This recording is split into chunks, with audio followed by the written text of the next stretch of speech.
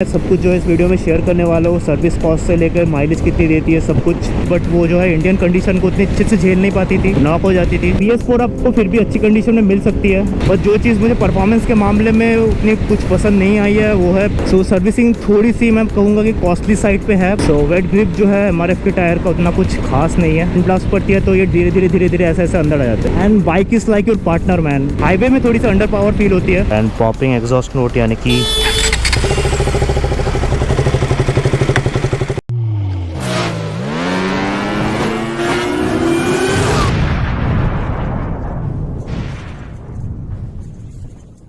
So hey guys, welcome back to the channel, welcome back to another video. And guys finally after 3 years मैं पहली बार अपने KTM RC200 BS4 की ownership करने जा रहा हूँ। And I am owning this bike since 2020, but इतने दिन इसका ओनरशिप ना करने के पीछे काफ़ी सारे रीजंस है। वेल, फर्स्ट रीज़न तो ये है कि it's not relevant any more. Like अपनी जो बाइक है वो BS4 लास्ट मॉडल है, और जैसे मैंने इसको खरीदा था ना उसके बाद ही है मतलब कुछ ही महीने बाद BS6 लॉन्च हो गई थी। वेल, अभी तो BS6 का भी मतलब स्टेज 2 आ गया है, मतलब आने वाला है, जिसको काफ़ी लोग BS7 बोल रहे हैं। एंड जब तक मैंने ब्लॉगिंग स्टार्ट की तब तक न्यू जेन RC भी निकल चुकी थी। सो मैंने सोचा कि इसका यार ओनरशिप बनाने का कोई पॉइंट नहीं बनता। एंड दूसरा रीज़न ये है कि इसका जो क्रेज़ है, जो मतलब KTM का एक क्रेज़ था ना, वो मतलब धीरे धीरे ख़त्म हो चुका है। मतलब ख़त्म नहीं, मतलब काफ़ी कम हो चुका है जितना मतलब पहले था। लाइक BS4 के बाद जब BS6 लॉन्च हुई तब मतलब उसका पूरा कैरेक्टरिस्टिक ही चेंज हो गया। अभी आप जैसे देख सकते हो ये BS4 RC जो है काफ़ी बड़ी लगती थी। लाइक इसका जो बेंड पाइप है वो यहाँ से गया है, पर अभी का अगर देखोगे तो उसका बेंड पाइप जो है अंडरबेली से गया है। सो उसका जो ये बीच वाला पोर्शन है वो काफ़ी खाली सा लगता है। एंड ऑल्सो ये नीचे वाला जो फाइबर है ये आपको BS6 के बाद से मतलब देखने को नहीं मिलता। न्यू जेन RC में भी नहीं है क्योंकि उसकी भी बेंड पाइप नीचे से गई है। वैसे उसका एक प्लस पॉइंट ये है कि आपको जो ये बेंड पाइप का हीट है वो पैरों में नहीं आती, बट ये जो नीचे वाली फाइबर के साथ ये थोड़ी और ज़्यादा बड़ी, ज़्यादा मस्कुलर लगती थी। एंड लगने से याद है यार, ये वाली लुक्स काफ़ी लोगों को पसंद थी, पर अभी का जो RC मतलब जो न्यू जेन RC है आप लोगों को पता ही है, लुक्स जो है काफ़ी अजीब सा कर दिया सामने का। लाइक लोगों का मानना है इसकी जो परफॉर्मेंस है, जो मतलब रॉनेस थी वो चली गई है, और पहली वाली लुक्स काफ़ी पसंद थी लोगों को। BS6 से लोगों का मानना है कि बाइक थोड़ी अंडर पावर फील हो रही है, हालांकि वैसा नहीं है। एंड जो RC200 और ड्यूक 200 में जो पॉपिंग साउंड आती थी, जो पॉपिंग एग्जॉस्ट नोट थी, वो काफ़ी लोग मिस करते हैं। एंड पॉपिंग एग्जॉस्ट नोट यानी कि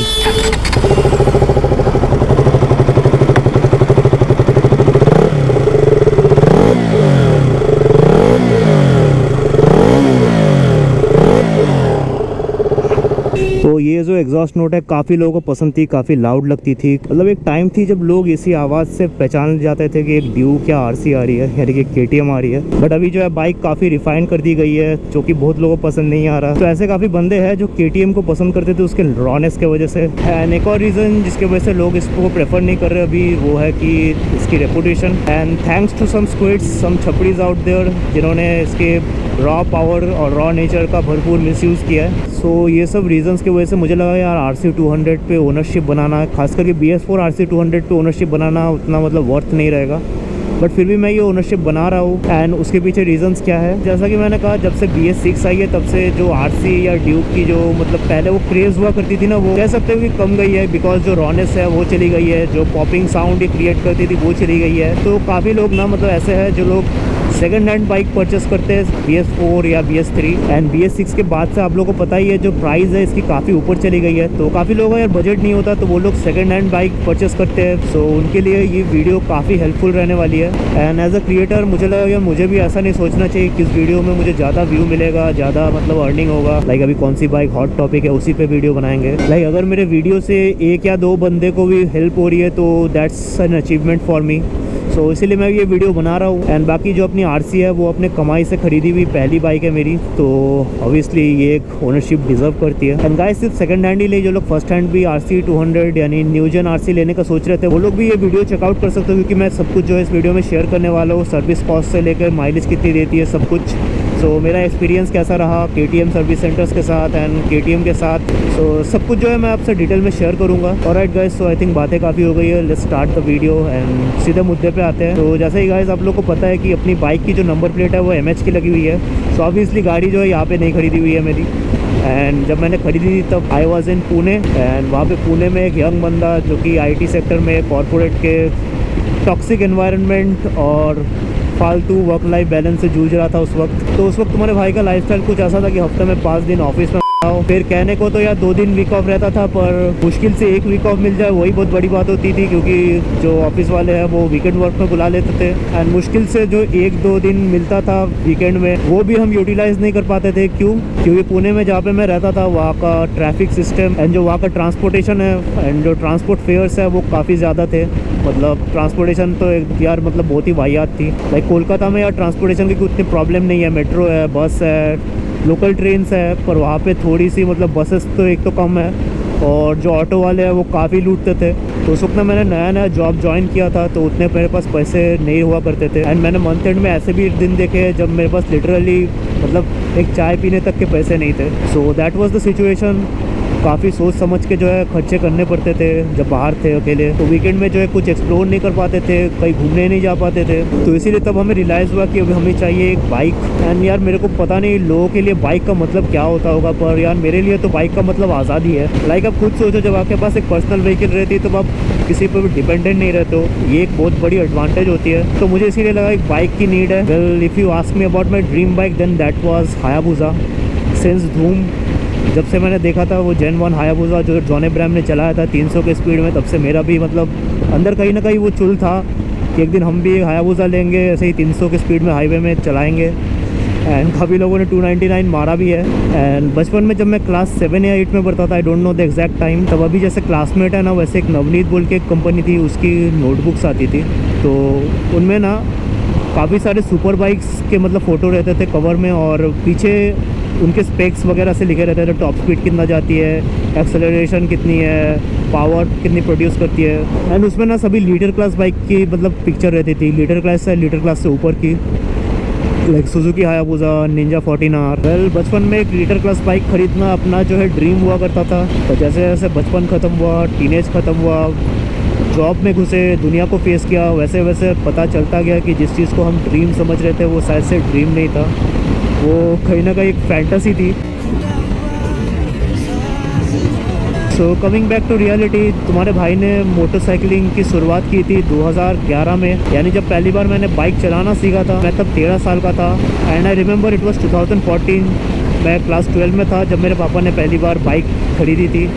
एंड घर में पहली बार बाइक आई थी, उससे पहले स्कूटर हुआ करती थी। एंड बाइक आई भी इसलिए थी क्योंकि पापा को उससे ऑफिस जाना था, एंड घर के काम वगैरह जैसे कि बहन को ट्यूशन छोड़ के आना, ये सब में बाइक जो है काफ़ी यूज़फुल होती है। पर वो 100 सीसी की बाइक मेरे पापा से ज़्यादा मेरे को ही चलाना पड़ा, क्योंकि मेरे पापा को स्पॉन्डिलाइटिस का प्रॉब्लम था। तो कह सकते हो मेरा जो रोड कॉन्फिडेंस एंड बाइक में जो हाथ सेट करना, वो सब जो है मैंने अपने पापा के बाइक में, जो कि टीवीएस स्टार सिटी प्लस थी, उसमें की थी। एंड उस बाइक में जो 4 ही गियर थे ऑल अप, एंड वो बाइक जो है कुछ ऑलमोस्ट 8 PS की पावर जनरेट करती थी and 8 newton metres of torque. And कभी मैंने सुपर स्पोर्ट्स पॉस्चर वाली बाइक एक चलाई नहीं थी, तो मुझे वो चीज़ एक्सपीरियंस करना था। सो इसलिए अपने को एक ऐसा बाइक चाहिए था जो बजट में भी हो एंड जिससे हम फुल सुपर स्पोर्ट्स के आनंद उठा सके। सो मेरे बकेट लिस्ट में काफ़ी सारे बाइक्स थे, जैसे पहले नंबर पे तो R15, उन दिनों V3 जो है लॉन्च हो चुकी थी सुपर स्पोर्ट्स पॉस्चर के साथ, BBA टेक्नोलॉजी एंड एक बहुत ही तगड़ा टॉप एंड R15 में आप लोगों को मिल जाता है। सो R15 जो है मेरे एकदम फर्स्ट प्रायोरिटी में था। एंड उस टाइम जो है मेरी ड्रीम बाइक भी हुआ करती थी। स्टिल मैंने काफ़ी अलग अलग ब्रांड्स के बाइक में भी टेस्ट राइड लिए, जैसे कि पल्सर RS 200 जो कि सेम ड्यूक 200 के इंजन के साथ ही आती है। पर उसमें जो चीज़ मुझे अच्छी नहीं लगी वो एक्चुअली उसका USP है एक, लाइक उसकी जो हैंडल बार्स है वो थोड़ी स्पोर्ट्स टूरर टाइप की है, थोड़ी कंफर्टेबल है। तो जैसा कि मैंने कहा मुझे घाट को सुपर स्पोर्ट पॉस्चर वाली बाइक ही चाहिए थी, ताकि मैं फुल बाइक से कांटेक्ट होके चलाने में कैसा फील होता है वो महसूस कर सकूं। एंड ऑल्सो RS 200 की जो हैंडलिंग है वो मुझे उतनी कुछ खास नहीं लगी and like compare to RC 200। And same reason for Gixxer 250 also. Gixxer 250 भी एक बहुत ही अच्छी बाइक है, मतलब वो एक ऐसी बाइक है ना जो मतलब अंडररेटेड जेम कह सकते हो उसको। लाइक मिड रेंज परफॉर्मेंस अच्छा है, टॉप एंड अच्छा है, पॉस्चर जो है एकदम स्पोर्ट्स टूरर टाइप की है, आप ज़्यादा थकोगे नहीं उसमें। पर उस वक्त जो है तुम्हारे भाई के नीड्स कुछ अलग थे। लंबी टूरिंग तो यार मुझे करनी नहीं थी, तो मुझे एक ऐसी बाइक चाहिए थी जो मुझे वीकेंड में मज़े दे सके, वीकेंड में मैं उससे अपने सारा स्ट्रेस जो है रिलीज़ कर सकूँ। बेसिकली सिटी को अपना MotoGP ट्रैक बनाना चाहता था और इसमें रेस करना चाहता था। सो हम चले गए रेडी टू रेस यानी कि KTM के पास। तो वहाँ पे सबसे पहले मैंने एक्चुअली RC 390 की टेस्ट राइड ली थी, और RC 390 की टेस्ट राइड लेने के बाद मेरे मुंह में जो स्माइल आया था ना भैया, that's next level. And BS3 BS4 RC यार काफ़ी रॉ थी, पर वो बाइक जो है मुझे थोड़ा over powered and over budget लगी। वेल बजट का तो देखो मैं शायद से थोड़ा और सेविंग करके 2-3 महीना रुक के शायद से मैं परचेस कर लेता, पर वही बात हो जाती है कि मतलब मैक्सिमम पावर से यूजेबल पावर जो है ज़्यादा मैटर करता है। एंड मैंने जैसा ही कहा, मैं जहाँ पे रहता था पुणे में, जिन रास्तों में मुझे चलाना था वहाँ के मतलब traffic management and traffic system जो बिल्कुल ठीक नहीं थे, बहुत ही वाहियात थे, काफ़ी घटिया जैम कंजेशन ये सब रहते थे। एंड ट्रस्ट में मेरे RC 200 ने मुझे उसमें 19 का माइलेज एक बार निकाल के दिया था, विच वॉज शॉकिंग। सो इसीलिए मुझे लगा कि RC 200 जो है सबसे बेस्ट रहेगी सिटी में चलाने के लिए, सिटी में मतलब अनलिश करने के लिए, क्योंकि 390 को सिटी में अनलिश करना काफ़ी रिस्की हो जाता है। बट RC 200 को आप सिटी में चाहे तो अनलिश कर सकते हो। सिटी में आप लोगों को पता ही है ट्रिपल डिजिट में चलाना भी काफ़ी रिस्की हो जाता है। So that's why I thought कि 200 इज़ द परफेक्ट ब्लेंड, जो कि ज़्यादा ओवर पावर्ड भी नहीं है, ज़्यादा अंडर पावर्ड भी नहीं है। एंड द रीज़न मैंने R15 के ऊपर इसको चूज़ किया इज़ द एक्सेलरेशन। इसकी एक्सेलरेशन काफ़ी ब्रूटल है एंड सिटी में फन टू राइड फैक्टर जो है इसमें R15 से काफ़ी ज़्यादा मुझे लगा। एंड इसकी हैंडलिंग जो है काफ़ी बेहतर है R15 RS या किसी भी और बाइक से जो मतलब मेरे लिस्ट में थी। एंड उस वक्त ऐसे KTM पहली बाइक थी जिसने इस बजट, इस प्राइस पॉइंट और इस सेगमेंट में इतना सब कुछ ऑफर किया था। High compression engine with so much power, liquid cooling, USD forks, ride by wire, जिसके वजह से इसकी थ्रॉटल रिस्पॉन्स जो एकदम क्रिस्प आती है। So performance is synonymous to KTM। बाकी परफॉर्मेंस के मामले में आई एम सेटिस्फाइड, बट जो चीज़ मुझे परफॉर्मेंस के मामले में उतनी कुछ पसंद नहीं आई है वो है पहले तो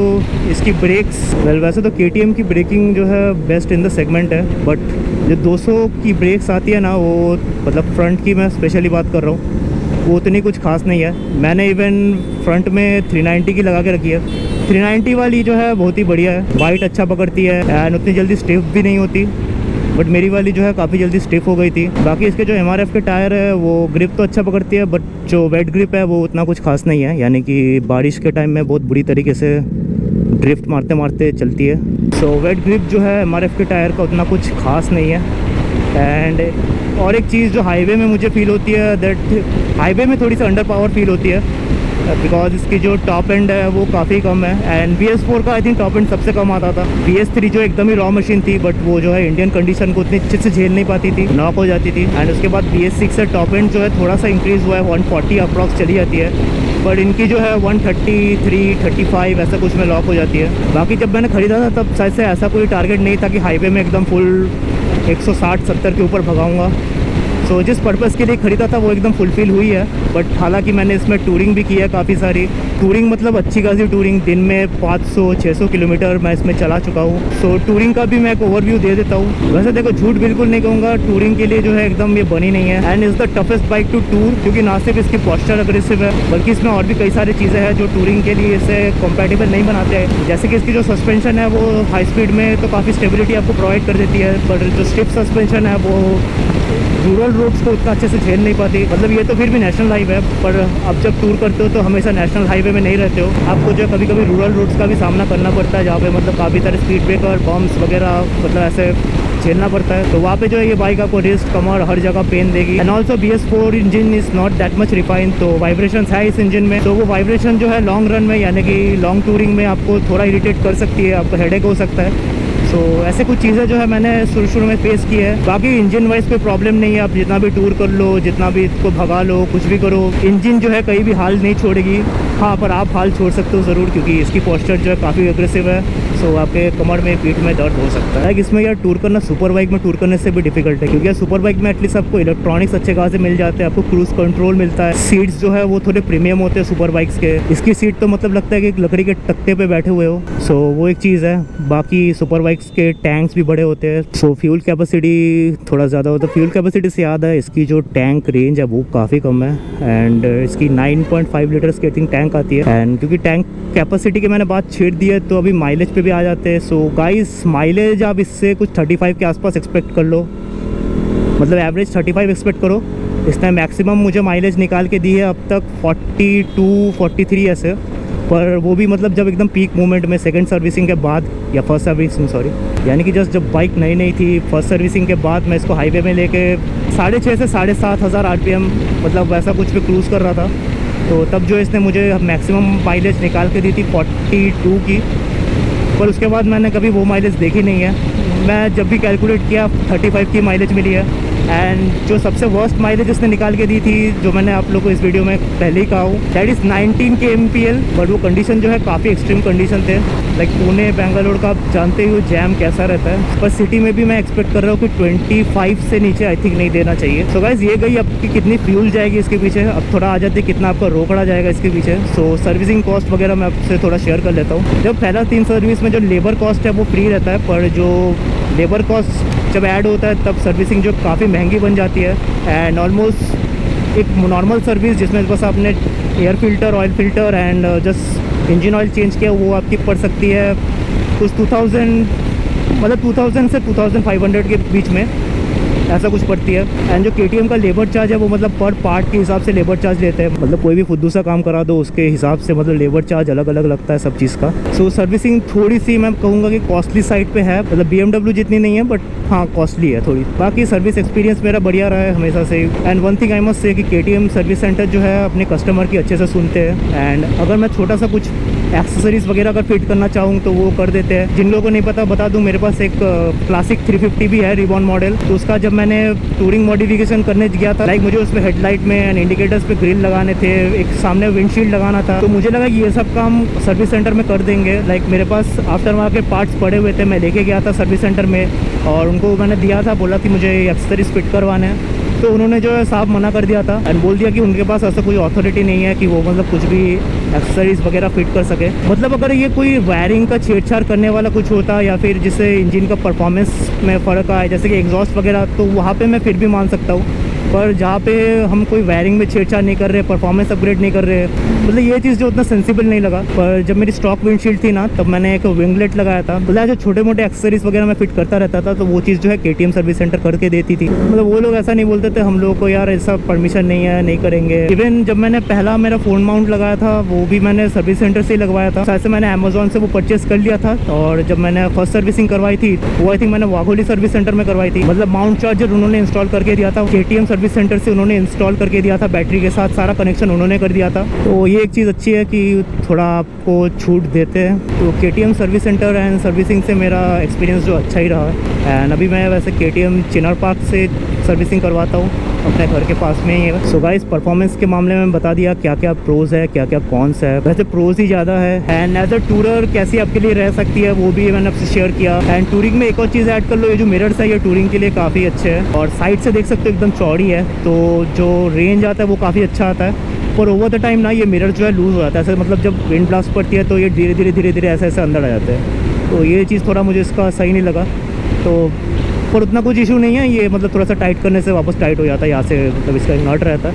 बाकी एज अ टूरर बाइक जो है आपके ऊपर है, आप कितना अच्छा इसको समझ सकते हो। देखो मैं तो इसको 3 साल से ओन कर रहा हूँ and bike is like your partner man. मतलब आप जितना उसके साथ टाइम स्पेंड करते हो उतना ही आप उसको समझते हो और उतना ही आप उसके साथ एडजस्ट होते रहते हो। सो मैंने अपने लिए काफ़ी सारे ट्रिक्स एंड टिप्स निकाल लिए हैं जो कि मेरे लिए वर्क करते हैं। उनमें से काफ़ी ट्रिक्स जो है ऑर्थोडॉक्स है, काफ़ी सारे अनऑर्थोडॉक्स है, तो मैं वो सब सारी चीज़ें आपसे शेयर नहीं कर सकता, बट हाँ मेरे लिए वर्क करती है। तो यस मैं समाऊ इसमें ट्रिप कर लेता हूँ, लंबी ट्रिप्स मैं लगा लेता हूँ इसमें। बट शुरू में जो मेरा भी रिस्ट में पेन होता था, एक ऐसा दिन भी आया जब मैंने इसको 300 किलोमीटर चलाने के बाद मतलब मेरा कमर पूरा सा टेढ़ा हो गया अगले 2 दिन के लिए। बट जितना मैंने इसके साथ टाइम स्पेंड किया उतना ही मैं इसको समझता गया। एंड जैसा कि मैंने बोला this is the toughest bike to tour.